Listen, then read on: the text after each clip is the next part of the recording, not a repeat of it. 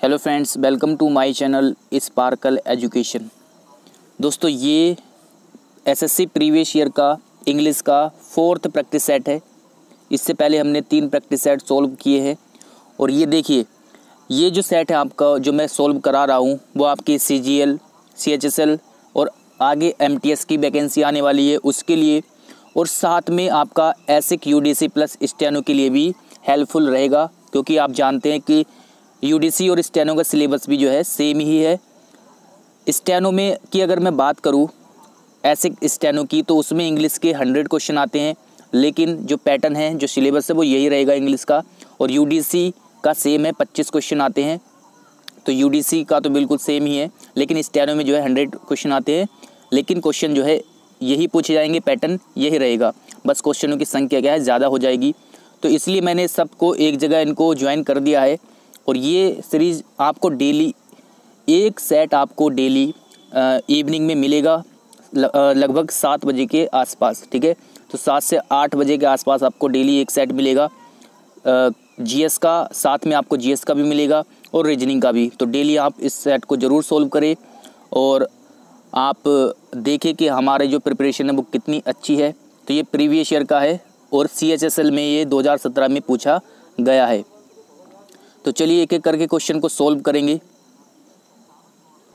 तो एक एक करके यहाँ पर हम क्वेश्चन को सोल्व करेंगे। और यहाँ पर पहला क्वेश्चन लिखा हुआ है, सबसे पहला आपका सेंटेंस इम्प्रूवमेंट का क्वेश्चन लिखा हुआ है। हर क्वेश्चन से पहले यहाँ पर इंस्ट्रक्शन जो आपके लिए लिखी हुई है। तो लिखा हुआ है, क्वेश्चन है प्रैक्टिकली एवरी को ब्रैकेट में करके लिखा हुआ है, practically every part of the coconut tree is used by man, यानी व्यावहारिक रूप से जो कोकोनट का पेड़ है उसका प्रत्येक भाग जो है व्यक्ति के द्वारा प्रयोग में लाया जाता है। ये यहाँ पर क्वेश्चन पूछा गया है। अब देखिए, 2 ऑप्शन आप आसानी से हटा सकते हो। 2 ऑप्शन जैसे मोस्ट, क्योंकि मोस्ट अगर मैं लिखता हूँ तो उसके पहले द का यूज़ करना पड़ेगा, क्योंकि मोस्ट क्या है, सुपरलेटिव है, सुपरलेटिव डिग्री है, और सुपरलेटिव डिग्री के पहले द का यूज़ अवश्य होता है। तो यहाँ से ये ऑप्शन हमारा कट जाएगा। दूसरा हमारा ऑल, तो ऑल यहाँ पर नहीं आएगा, क्योंकि ऑल का अगर यूज़ हम काउंटेबल नाउन के यूज़ में रूप में करेंगे तो उसके बाद क्या आएगा, प्लूरल नाउन का यूज़ होगा, अगर ऑल का प्रयोग काउंटेबल नाउन से पहले हम करेंगे तो यहाँ पर इस प्रकार यहाँ पर भी ऑल नहीं आएगा। अब बात आती है ईच की और एवरी की। तो देखिए, ईच और एवरी यहाँ पर दोनों ही सही है, लेकिन जो SSC के द्वारा आंसर माना गया है वो है ईच, यानी ईच को माना गया है। एवरी से जो सुटेबल जो माना गया है वो ईच को माना गया है। तो यहाँ पर आंसर रहेगा ईच। एवरी भी कहना गलत नहीं होगा, क्योंकि एक पेड़ के देखिए, एवरी और ईच की अगर बात करें तो एवरी का यूज़ करते हैं, दोनों का मतलब प्रत्येक होता है हिंदी में, लेकिन एवरी का यूज़ करते हैं जब 2 से अधिक व्यक्तियों की बात चल रही हो। ईच का यूज़ करते हैं जब 2 व्यक्ति की बात चल रही हो। तो अब देखिए, जो पेड़ है उसके 2 से अधिक भी भाग हो सकते हैं, ठीक है, लेकिन SSC ने इसका आंसर क्या माना है, ईच माना है। हो सकता है इस सेंस में यूज़ किया गया हो कि जो पेड़ होता है, एक तो पेड़ हो गया और दूसरा उसका भाग जो हो गया फल हो गया, तो 2 भाग इस तरह से मान करके उसने ईच का यूज़ यहाँ पर किया हो। फिलहाल अगर आपको ऐसा क्वेश्चन मिलता है तो आप क्या करेंगे, ईच को ही आंसर लगाएंगे। चलिए आगे देखते हैं। अगला आपका है सेंटेंस अरेंजमेंट का। तो लिखा हुआ है यहाँ पर, imagine what this can do, और यहाँ पर आएगा पहले आपका क्यू, यानी बी आपका आंसर रहेगा, क्यू आएगा। For trust in and engagement, फिर उसके बाद are with professional journalism and the news industry in our part of the world. तो ये इसका आंसर रहेगा ऑप्शन नंबर बी। उसमें कोई समझाने वाली चीज़ ही नहीं है, ठीक है। अब बात करते हैं यहाँ पर क्वेश्चन की, सॉरी एरर की। यहाँ पर लिखा हुआ है, Tanish has changed a lot since then. इसमें आपको बताना है क्या एरर है। इसका आंसर रहेगा ऑप्शन नंबर डी, यानी सेंटेंस बिल्कुल यहाँ पर करेक्ट लिखा हुआ है। हैज़ के बाद थर्ड फॉर्म का यूज़ किया गया है, तनिष सिंगुलर है, सिंगुलर के लिए हैज़ का यूज़ किया गया है, तो यहाँ पर बिल्कुल सही लिखा हुआ है, ठीक है। आगे देखते हैं अगला यहाँ पर आपको सिनोनियम बताना है। डेविएंस शब्द लिखा हुआ है, डेविएंस। डेविएंस का मतलब होता है विचलन, मतलब जो चीज़ अब चलन में ना उसको बोलते हैं विचलन, यानी डेविएंस। इसका जो आंसर रहेगा सिनोनियम के रूप में एवरेंस, एबरेंस इसका आंसर रहेगा, यानी ऑप्शन नंबर डी। इसका मतलब भी यही होता है। अगला क्वेश्चन देखते हैं। अगला आपको इसको रीअरेंज करना है सेंटेंस को। तो लिखा हुआ है शुरू में ट्रुथ वाज, फिर उसके बाद आपको मिलाना है। इसका जो आंसर रहेगा ऑप्शन नंबर ए रहेगा, यानी पहले आएगा Q. No defence since a true defamatory statement was as likely to lead to a breach of peace as a false one. तो यहाँ पर आंसर रहेगा ऑप्शन नंबर ए। ओके, चलिए अगला क्वेश्चन देखते हैं। तो यहाँ पर आपको सेंटेंस को इम्प्रूव करना है। लिखा हुआ है I gave her the book that I born as A price. तो यहाँ पर इसका आपको बताना है कि इसमें क्या एरर, इसको मतलब ये सही लिखा हुआ है या इसको हमें सही करना है। तो यहाँ पर देखिए शुरू का जो सेंटेंस हमारा लिखा हुआ है आई गेव, यानी ये पास्ट में है, सिंपल पास्ट में लिखा हुआ है। तो अगर दो सेंटेंस को हम जोड़े और पहले वाला सिंपल पास्ट में हो तो बाद वाला हमें परफेक्ट में बनाना पड़ेगा, यानी पास्ट परफेक्ट में। तो पास्ट परफेक्ट में हमें एक ही ऑप्शन में मिलेगा, option number B, had born, यानी had plus third form past. ठीक है, पास्ट परफेक्ट। तो यहाँ पर आएगा option number B, had born यहाँ पर आएगा हमारा आंसर। अगला जो क्वेश्चन है वो है सिनोनियम बताना है। एलिविएट, एलिविएट काफ़ी इजी वर्ड है। एलिविएट का मतलब होता है कम करना, जैसे दर्द वगैरह को कम करने के यूज़ में हम इसका प्रयोग करते हैं। एलिविएट मीन्स होगा यहाँ पर कम करना। और इसका सिनोनियम बताना है। सिनोनियम हो जाएगा आपका एले। एले का मतलब भी होता है शांत करना। तो शांत करने के सेंस में हम यूज़ करते हैं एले का, यानी कहीं ना कहीं कम करने से रिलेटेड है दोनों वर्ड। तो यहाँ पर सिनोनियम पूछा तो क्या हो जाएगा, ऑप्शन नंबर सी इसका आंसर हो जाएगा। नेक्स्ट आपका स्पेलिंग से है, तो करेक्ट स्पेलिंग आपको बताना है इसमें क्या है करेक्ट स्पेलिंग इसकी। तो इसका जो आंसर रहेगा वो रहेगा डायलैक्ट्स। डायलैक्ट्स का मतलब होता है जो बोलचाल की भाषा, यानी जो सामान्य बोलचाल की भाषा या फिर कह सकते हैं बोली, उसको बोलते हैं डायलैक्ट्स। तो यहाँ पर आंसर रहेगा ऑप्शन नंबर बी, और ये सही यहाँ पर स्पेलिंग में लिखा हुआ है। नेक्स्ट है आपका इसमें बताना है फिलर। अनचेक्ड इंडस्ट्रियल लिखा हुआ है यहाँ पर, unchecked industrial effluents discharging into the rivers has caused dash damage to the environment. तो इसमें आपको बताना है। तो देखिए डैमेज टू द एनवायरनमेंट, यानी डैमेज कर रही है बहुत ज़्यादा एनवायरनमेंट को। तो इसके लिए हम यूज़ करेंगे यहाँ पर इनकैलकुलेबल। इतनी ज़्यादा जो है डैमेज कर रही है कि उसको इनकैलकुलेबल है वो, यानी उसको incalculable damage to the environment. Option number D यहाँ पर आंसर रहेगा। अगणनीय, इनकैलकुलेबल का मतलब होता है जिसकी गणना न की जा सके। तो बहुत ज़्यादा जो है एनवायरनमेंट को डैमेज कर रही है। जो इंडस्ट्रियल जिससे जो रिवर से जो मतलब आकर मिल जाती है रिवर में, वो बहुत ज़्यादा डैमेज कर रही है एनवायरनमेंट को। जो गंदा पानी वगैरह जो मिल जाता है उस सेंस में यहाँ पर प्रयोग किया गया है। तो वो बहुत ज़्यादा करती है, मतलब उसकी कोई गणना नहीं की जा सकती है, और जिसकी गणना न की जा सके उसको बोलते हैं इनकैलकुलेबल। यहाँ पर डी इसका आंसर रहेगा। आगे आपको एरर बताना है इसमें। I express my gratitudes to all those who have voted for me. तो इसमें एरर बताना है, क्या इसका एरर रहेगा। तो यहाँ पर आंसर रहेगा option number A. A part में यहाँ पर एरर है।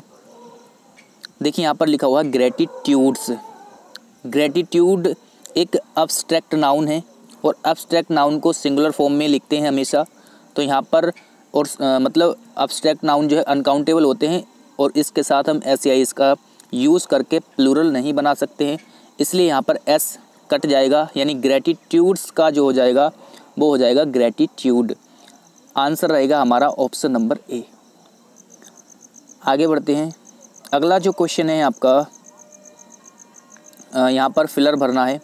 I am sorry, I am late, I was dash up in traffic, यानी मुझे माफ़ करना मैं लेट हूँ, और I was dash up in a traffic. तो यहाँ पर कह रहा है कि मैं ट्रैफिक में फंस गया था, या ट्रैफिक की वजह से मैं लेट हो गया। तो यहाँ इस सेंस में हम जब यूज़ करते हैं ट्रैफिक में फंसना, तो आएगा हमारा हेल्ड अप, यानी I was held up in traffic, यानी ट्रैफिक में फंसना, हेल्ड अप। तो यहाँ पर ऑप्शन नंबर ए आंसर रहेगा। नेक्स्ट है होल होल 9 यार्ड्स, ये ईडियम्स हैं, आपको बताना है ईडियम्स। इसका आंसर क्या रहेगा? देखिए होल 9 यार्ड्स का मतलब होता है वह सब कुछ जो संभव हो, यानी संभव चीज़ के लिए हम यूज़ करते हैं इसका होल 9 यार्ड्स। तो आंसर रहेगा एवरीथिंग पॉसिबल, यानी वह सब कुछ जो चीज़ संभव हो उसके लिए हम यूज़ करते हैं होल 9 यार्ड्स। अगला जो क्वेश्चन है हमारा, स्पेलिंग बतानी है आपको करेक्ट इसमें कौन सी है, तो करेक्ट स्पेलिंग बतानी है। करेक्ट आपका आंसर रहेगा यहाँ पर इरेजेबल। इरेजेबल का मतलब होता है मतलब जिसको मिटाया जा सके, इरेजेबल यहाँ पर सही स्पेलिंग में लिखा हुआ है। अगला क्वेश्चन है स्टीड फास्ट का हमको एंटोनियम पूछा है। स्टीड फास्ट का जो एंटोनियम है वो क्या होगा? देखिए स्टीड फास्ट का मतलब होता है एक दृढ़, तो दृढ़ सेंस में हम यूज़ कर सकते हैं स्टीड फास्ट को, ठीक है।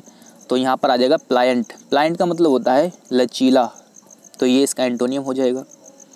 अगला आपको वन वर्ड सब्स्टिट्यूशन पूछा गया है, और स्पीक और राइट अबाउट इन ए एब्यूसिवली या डिस्पैरेजिंग मैनर, यानी किसी की निंदा करना बुरे तरह से, उसके लिए हम यूज़ कर एक शब्द के लिए यहाँ पर पूछा गया है कि उसके लिए हम एक शब्द का यूज़ मतलब उसको क्या कहेंगे, तो उसको कहेंगे बिलीफाई करना।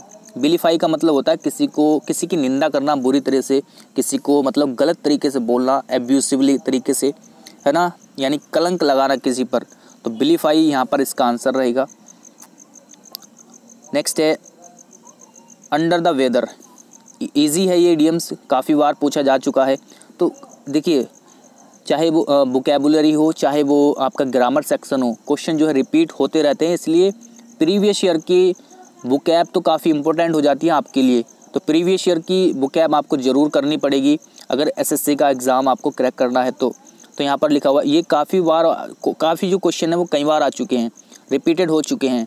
तो अंडर द वेदर यहाँ पर पूछा गया है, और अंडर द वेदर का मतलब होता है तबीयत ठीक न होना, यानी तबीयत ख़राब होना। तो आंसर यहाँ पर रहेगा स्लाइटली अनवेल, यानी ठीक ना रहना, तबीयत ख़राब रहना, अनवेल रहना। अगला क्वेश्चन आपका है डायरेक्ट इनडायरेक्ट से। तो एक क्वेश्चन तो डायरेक्ट इनडायरेक्ट से और एक एक्टिव पैसिव से आपका पूछा गया है। हर सेट में लिखा हुआ है don't you know the way to the station father said to Anjali. तो ये इंटेरोगेटिव सेंटेंस है। फादर सेड टू को काय में बदलेंगे? आस्क्ड में। तो आप सबसे पहले देखिए, अगर आपको कम समय में ऐसे क्वेश्चन को कम समय में करना है तो आप सबसे पहले क्या देखिए? वर्ब।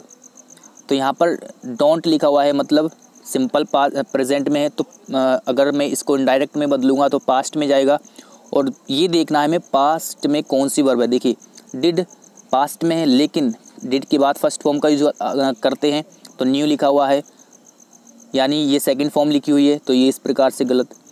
उसके बाद डिड के बाद फिर यहाँ पर न्यू लिखा हुआ है, फिर उसके बाद यहाँ पर डिड के बाद नो फर्स्ट फॉर्म, ये यहाँ पर सही लिखा हुआ है। आगे और देख लेते हैं, तो यहाँ पर देखिए सी जो हमारा करेक्ट लिखा हुआ है, डिड के बाद फर्स्ट फॉर्म लिखी हुई है। क्योंकि यहाँ पर सिंपल प्रेजेंट है, तो यहाँ पर भी मुझे नेगेटिव है, यहाँ पर प्रेजेंट में है मतलब, तो यहाँ पर भी मुझे यहाँ पर पास्ट में बनाना पड़ेगा। तो डिड की पास्ट हो जाएगी, डू की पास्ट हो जाएगी डिड, और आगे फर्स्ट फॉर्म लिखी हुई है। अब देखिए यहाँ पर डिड भी लिखा हुआ है, फर्स्ट फॉर्म भी लिखी हुई है, लेकिन ये गलत है। क्यों गलत है? क्योंकि यहाँ पर आस्क्ड के बाद टू लिखा हुआ है, और हम जानते हैं कि आस्क्ड के बाद इसके बाद टू नहीं आता है, यानी ये सारे ऑप्शन हमारे कट जाएंगे। आंसर रहेगा ऑप्शन नंबर सी। चलिए अगला क्वेश्चन देखते हैं। आगे आपको एंटोनियम बताना है। सिविलेट। सिविलेट का यहाँ पर एंटोनियम पूछा है। सिविलेट का मतलब होता है सिसकारते हुए। सिसकारते मतलब जैसे रोते हैं ना, सिसकारते हुए रोना, तो उस तरीके से अगर कोई बात कह रहा है उसको बोलते हैं सिविलेट। और इसका एंटोनियम पूछा है तो आ जाएगा एक्सेल्ट, यानी प्रशंसनीय तरीके से या प्रशंसा के साथ, यानी एक्सेल्ट यहाँ पर आ जाएगा। अगला आपका एक्टिव पैसिव से है। तो एक्टिव पैसिव में भी देखिए मस्ट लिखा हुआ है, मॉडल है, तो मॉडल को अगर मैं पैसिव में बनाऊंगा तो उसके बाद बी प्लस थर्ड फॉर्म का यूज़ करना पड़ेगा। तो मस्ट के बाद वी कहाँ पर लिखा हुआ है? सबसे पहले आप ये देखिए सेल है इसमें, ये गलत हो जाएगा। मस्ट के बाद बी नहीं लिखा हुआ, ये गलत हो जाएगा। कुड लिखा हुआ है यहाँ पर, जबकि मस्ट आना चाहिए था। केवल एक ही ऑप्शन है यहाँ पर, option number C must be, यही आपका आंसर हो जाएगा। अगला क्वेश्चन है वन वर्ड से यानी सब्स्टिट्यूट करना है आपको। ए फीलिंग और अनईज और एम्बरेसमेंट ऑकवर्ड यानी अनकंफर्टेबल फील करना, अनईज यानी आरामदायक फील ना करना, तो उसके लिए हम क्या यूज़ करेंगे, उसके लिए बोलेंगे डिस्कम्फीचर। डिस्कम्फीचर इसका जो आंसर यहाँ पर रहेगा। एम्बरेसमेंट फील करना, ऑकवर्ड यानी अजीब तरीके से फील करना, घबराहट सी महसूस करना, अनकंफर्टेबल फील करना, उसको बोलते हैं डिस्कम्फीचर। तो यहाँ पर ये क्वेश्चन आपके हो जाते हैं। आगे जो है आपका क्लोज टेस्ट है। क्लोज टेस्ट जैसे कि मैंने कहा है कि क्लोज टेस्ट मैं अभी नहीं कराऊंगा आपको, तो इसके आप एक वीडियो को पॉज कीजिए, यहाँ पर इसको ध्यान से पढ़िए और आगे मैं आपको क्वेश्चन दिखा रहा हूँ और उसका आंसर बता दूंगा, ठीक है। क्योंकि क्लोज टेस्ट की सीरीज़ मैं अलग से चलाऊँगा, इसको एनालिसिस करने में काफ़ी टाइम लगता है। तो यहाँ पर आप पॉज करके इसको पढ़िए और मैं इसके आंसर यहाँ पर बता रहा हूँ। तो 96 का जो आंसर रहेगा ए रहेगा, सॉरी, तो 96 का यहाँ पर आंसर हो जाएगा ए। 97 की बात करें तो बी आंसर हो जाएगा। 98 की बात करें तो यहाँ पर सी आंसर हो जाएगा।